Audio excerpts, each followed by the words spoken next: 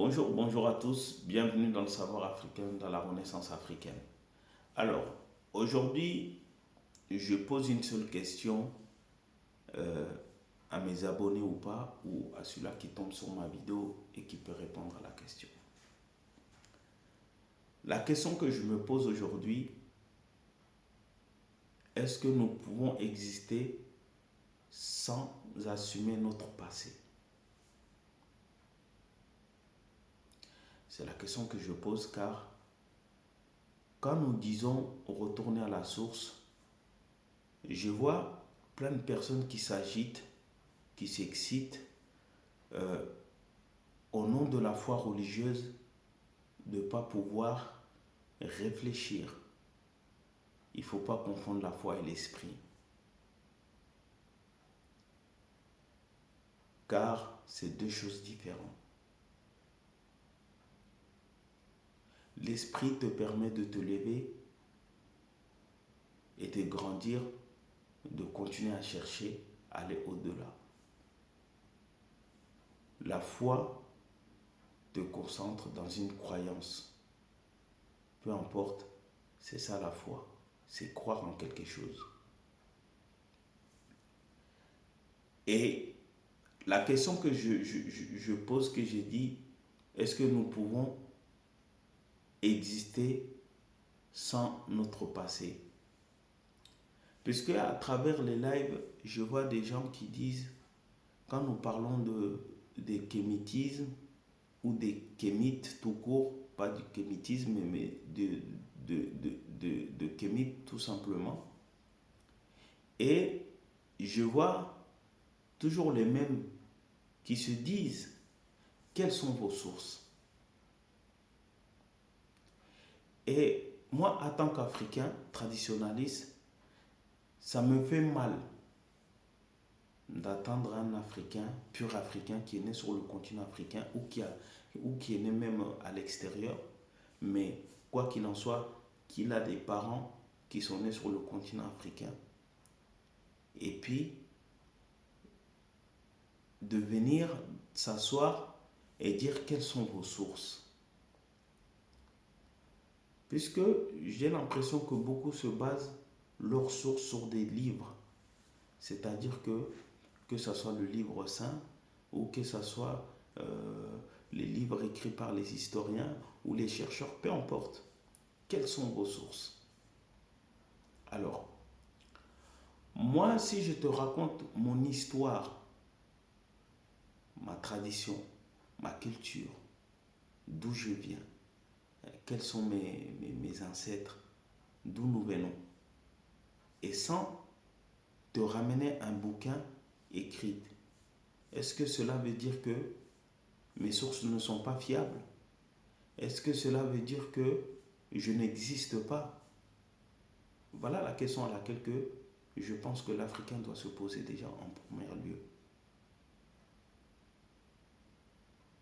Puisque j'ai l'impression que quand nous parlons de tradition, de culture, de retourner aux sources, vous avez beaucoup de croyants qui sont croyants que ce soit les musulmans, chrétiens, qui viennent de dire quelles sont vos sources, et puis les sources que vous nous dites, c'est retourner dans le diable, diablerie, ceci et cela. Mais la question que je pose, est-ce que l'homme peut être existant sans assumer son passé? C'est-à-dire que, est-ce qu'aujourd'hui, si j'existe, pour prouver que j'existe, est-ce que j'ai un passé? Est-ce que ce passé-là, faut-il encore l'assumer? Et je pense que l'Africain, c'est ça qu'il a du mal, car il veut effacer tout ce qu'il est ou tout ce qu'il était pour pouvoir montrer aux autres qu'il est parfait plus que parfait, ou qu'il n'a pas de passé pour que l'autre puisse l'accepter. Mais je trouve que c'est une erreur fatale. Et jusqu'aujourd'hui, Malheureusement, c'est ça qui continue à nous poursuivre. C'est-à-dire, quand moi je demande aux personnes d'assumer ce qu'ils sont, c'est dans toute chose. Assumer ton passé veut tout simplement dire que tu as existé. Qu'il soit bon ou mauvais, peu importe. Mais assumer ton passé montre ton existence. Et ne pas assumer son passé montre ton non-existence. C'est-à-dire que tu n'as pas existé. Car un peuple qui n'a pas de passé, c'est un peuple qui n'a pas existé. Et voilà aujourd'hui ce combat qui est là et que tout le monde mélange, que ce soit les croyants, que ce soit les traditionalistes, tout le monde mélange les choses pour pouvoir se tirer la couverture pour dire non c'est ça, non c'est ça, non nous sommes dans le bon chemin, vous êtes dans le mauvais chemin. Il n'y a pas de bon ou de mauvais. Il y a tout simplement le chemin que tu choisis qui est estimé qui est bon pour toi. Mais quoi qu'il en soit, on a tous un passé, qu'il soit glorieux ou pas, qu'il soit bon ou pas, nous avons tous chaque peuple a son passé. Et ce passé-là, pour prouver ton existence, il faut l'assumer et le montrer. Et je trouve ça mesquin et déplorable, puisque quand nous essayons de ramener le passé du peuple noir, vous avez les mêmes peuples noirs qui sont contre les autres. Alors que nous avons le même parcours, nous avons les mêmes ancêtres. Peu importe qu'on va me dire, oui, on n'a pas les mêmes ancêtres, ceci, cela. Mais peu importe. Mais à partir du moment que nous avons pris un autre chemin, on essaie d'effacer notre passé. Et je trouve ça grave. Un exemple tout simple. On ne peut pas dire qu'avant l'islam ou avant le christianisme, l'Africain n'existe pas. Le noir n'existe pas. Ou s'il existait, il était sauvage. Limite s'il existait, il était barbare. Limite s'il existait, il était dans la brousse. Limite s'il existait,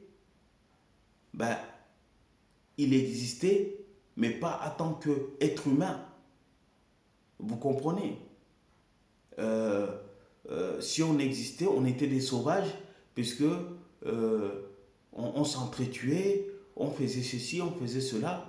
Donc, il fallait que les autres viennent pour nous ramener la civilisation, pour nous ramener la religion, la connaissance de Dieu, pour être là où nous sommes aujourd'hui. Et parfois, j'écoute à travers les lives certains Africains qui pensent que on n'avait pas de règles chez nous. C'est-à-dire c'est la religion qui fait que aujourd'hui, nous, le peuple africain, nous avons appris c'est quoi le partage. Puisqu'il fallait que la religion nous ramène ces choses-là. D'apprendre à partager, d'apprendre les règles de savoir vivre, savoir être, les règles de savoir s'approcher à son divin et tout cela, les règles de la vie tout court. Et je trouve ça dommage puisque, comme j'ai dit, c'est la foi qui parle, c'est pas l'esprit. Puisque la foi te permet de croire à quelque chose qui est vérifiable ou non vérifiable. Mais l'esprit te permet de te lever, de chercher à comprendre, à réfléchir par soi-même, avoir de la compréhension. Et c'est ça. Et, mais malheureusement, si tu ne cherches pas, tu ne t'approches pas, tu n'essayes pas de voir dans ton passé, à travers, toi-même, tes parents, tes grands-parents, tes aïeux, tes ancêtres, de savoir comment ils vivaient, qui avaient la religion ou pas, puisque je sais qu'il y en a beaucoup qui vont venir dire oui, euh, euh, je peux remonter jusqu'à cette génération, mais cette génération était croyant, ils étaient musulmans ou ils étaient chrétiens, alors que ça me fait rire, puisque ces mêmes personnes, si tu leur demandes euh, de citer leur arbre généalogique, ils ne sont pas capables de le faire. Mais c'est tout simplement se montrer plus intelligent que les intelligents. Et, et moi, ça me fait toujours marrer, puisque je me suis dit, à partir du moment que tu nies ton existence, tu nies ton passé, pour moi, c'est faussé.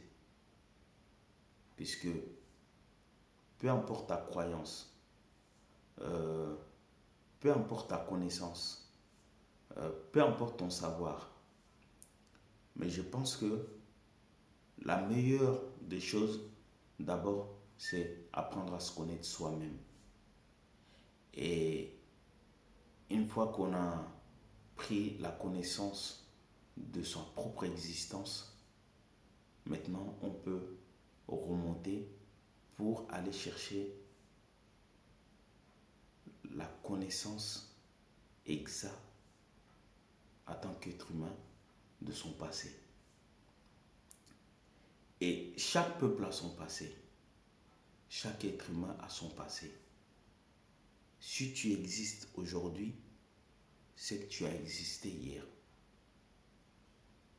Peut-être pas toi, mais la personne qui t'a mis au monde a existé hier. La personne qui t'a mis au monde aussi a existé avant. Même si ce n'est pas lui, ça peut être tes grands-parents. Donc, cela prouve que tu n'es pas là pour rien. Et tu ne peux pas exister demain si tu n'as pas existé aujourd'hui. Voilà tout simplement de faire comprendre à mes frères et sœurs, peu importe votre religion, peu importe vos croyances, mais le plus important, c'est de connaître soi-même et de ne pas dénigrer, de ne pas salir son passé, peu importe ce qui s'est passé, que ce soit bien ou mal. Car pour pouvoir corriger quelque chose de mal, il faut l'avoir fait pour pouvoir le corriger. Si on a fait quelque chose de bien, pour continuer à le faire, il fallait la faire avant pour savoir si c'était bien. Donc je pense que il est important de dire ces choses-là. Et j'aimerais bien que mes frères et sœurs, quand nous venons sur les réseaux sociaux, chacun puisse expliquer l'existence du passé de lui d'abord, de ses parents, ses grands-parents, ses aïeux, ton village, euh, euh, quel est le nom de ton village, qui est le premier bâtisseur de ton village, d'où vient ton nom de famille. Et je pense que il est important de rentrer dans ces choses-là et s'expliquer. que vous pouvez le dire en français et puis ou le dire dans votre langue maternelle et puis le traduire en français pour des gens qui nous écoutent, je pense qu'il est très important. Vous savez, je prends l'exemple toujours de, de moi-même. Et il est important d'aller chercher le savoir. Ce n'est pas le savoir qui viendrait vers vous, mais c'est à vous d'aller le chercher. Et il est important de commencer par vous-même, de vous connaître. C'est ce qu'on dit chez nous. Avant de connaître quelqu'un, connais-toi toi-même. Et c'est un challenge que je lance à toute personne qui est intéressée par cette chose-là. Et s'il faut, j'y créerai une page spéciale pour les traditions et la culture africaine. Et que chaque personne, peu importe que vous êtes africain, que vous êtes aux Caraïbes, que vous êtes aux Amériques, peu importe, quand vous venez sur la page, expliquez vos traditions, votre culture et vos connaissances de vous-même, vos langues. Et on fera des petits, comment je peux dire, des petits thèmes qu'on mettra en place. Et puis chacun viendrait dire ce que ça veut dire dans sa langue et puis expliquer. Donc voilà. Et à commencer par vous-même d'abord. Par exemple, moi je suis un Diawara et que je sois capable de dire qui sont les Diawara, d'où viennent les Diawara, pourquoi appelle-t-on les Diawara, pour quelle raison avez-vous ce nom de famille. Donc, rentrez dans les explications, expliquez les choses, le nom de votre village, pourquoi le nom de votre village, qui est le bâtisseur, le premier bâtisseur de votre village, d'où viennent, et ainsi de suite, ainsi de suite. Je pense que c'est plus pédagogique à expliquer les choses, nos traditions, nos cultures, et pour montrer que nous étions organisés avant l'arrivée d'autrui. Et nous faisions les choses bien avant l'arrivée d'autrui. Et que nous n'étions pas des sauvages avant l'arrivée d'autrui. Tout simplement, nous avons nos coutumes, nos traditions et on doit les assumer.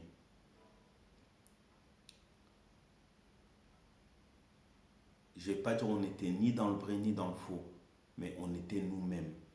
Et c'est ça le plus important, d'être soi-même et d'assumer son passé.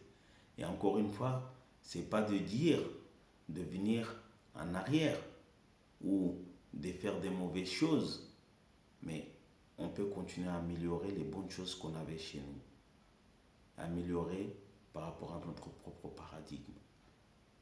Et voilà pourquoi Cheikh Anta Diop disait aller à la connaissance directe. La connaissance directe, ça commence déjà chez vous. Ça commence déjà par vous-même. Qui êtes-vous? D'où vous venez? Et c'est ça le plus important. Et puis, j'espère au moins que cette vidéo restera pas en simué et que j'aurai des réponses. Et puis, on pourra décider quand on pourra lancer le challenge.